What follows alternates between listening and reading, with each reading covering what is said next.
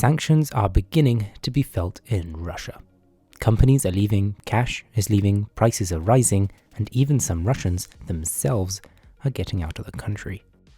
This exodus of capital is a threat to the Russian economy, and as barriers go up between Russia and much of the global economy, we're likely to see an isolated Russian economy, even more dependent on its natural resources.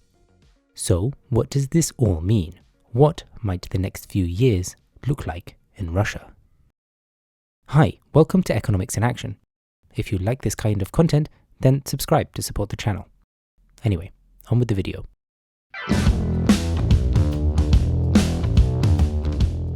McDonald's, Cisco, Airbnb, EA, KPMG, all these companies and more than 330 more have suspended, reduced or completely cut ties with Russia. And apart from jokes about Russia now being a healthier and more mentally stable country without the likes of Burger King and Twitter, companies pulling out of Russia at such a scale is extremely damaging for Russia's economy. These companies provided at least 120,000 direct jobs to the Russian economy. This may not sound like much, but this is just the beginning of the impact caused by sanctions put in place as a result of the Russian invasion of Ukraine, as well as companies withdrawing on their own terms. Some estimates right now forecast the number of unemployed in Russia to reach 9 million by the end of the year, up from the current 3.3 million recorded at the beginning of 2022. If the forecast is accurate, that will take Russia back to unemployment figures last seen in the late 90s, during the Russian financial crisis of 1998. In short, expectations for the labor market in Russia are bleak. Now, some of you may be thinking, why don't domestic Russian companies take over the business in these industries and offer an identical service? And while it's true that some domestic companies will be able to take over the role of providing these services within the economy, it needs to be emphasized that any readjustment to such a large and quick removal of companies in Russia takes time. And even more so when access to financial markets, materials, and supply chains have been greatly restricted for any domestic company. Meaning, even in the occasions where a domestic company can offer a similar service, they won't be able to provide it for such a low price, therefore contributing to inflation, which sees Russians lose out. The ruble has been falling steeply, and Russian federal institutions have been restricting the sale of rubles for more stable currencies like the US dollar and the euro. But what does this mean going forward? Well, first of all, a currency that is volatile, especially with a downward trend, is not a popular destination for people's wealth. This is just the result of a calculation of risk. People want to know that their wealth today will either be of the same value, or ideally of more value, in the future. No one wants to find a sudden 30% drop in their wealth because their president has grossly mismanaged the direction of their country. This has been the case for Russians for a long time.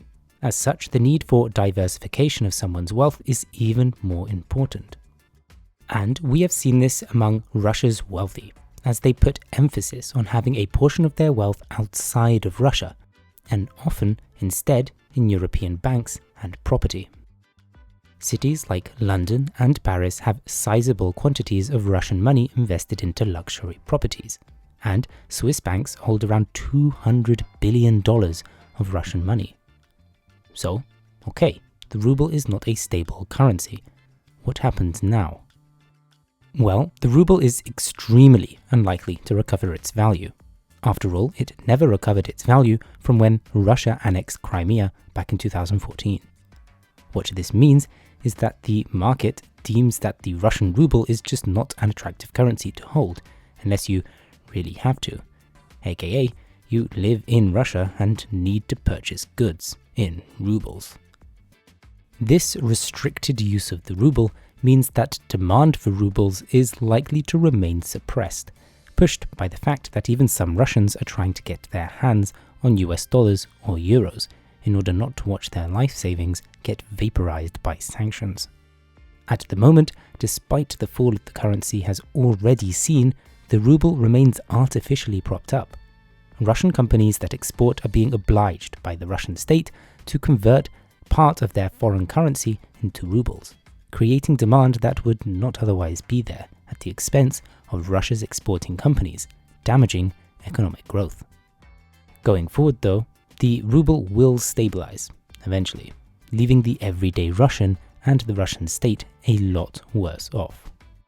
And with China looking to stand out as the only major economy that Russia can continue doing business with without any restrictions coming into place because of the invasion, we're likely to see Russia, and by virtue its economy, become a lot more China-orientated, as it continues to sell and increase the natural resources it sells to China. This will not save the ruble, but rather this will bring Russia into China's economic sphere of influence, and will, if anything, strengthen the position of the Chinese renminbi at the expense of the Russian ruble.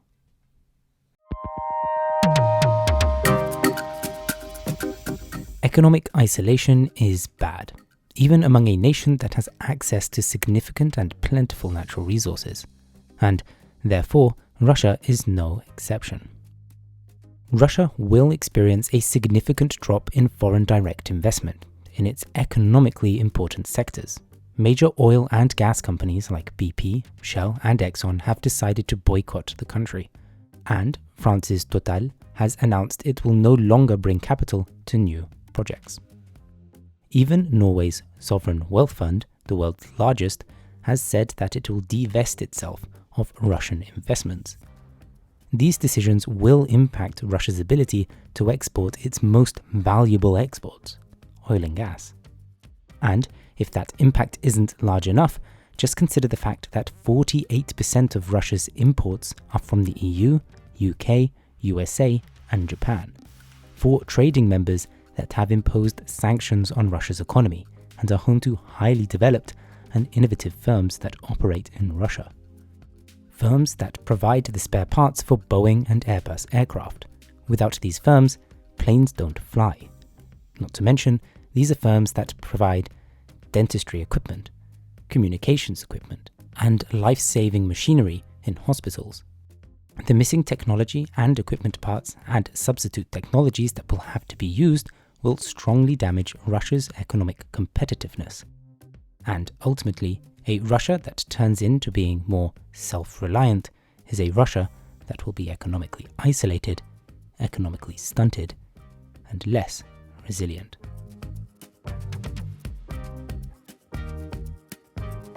So, there you go.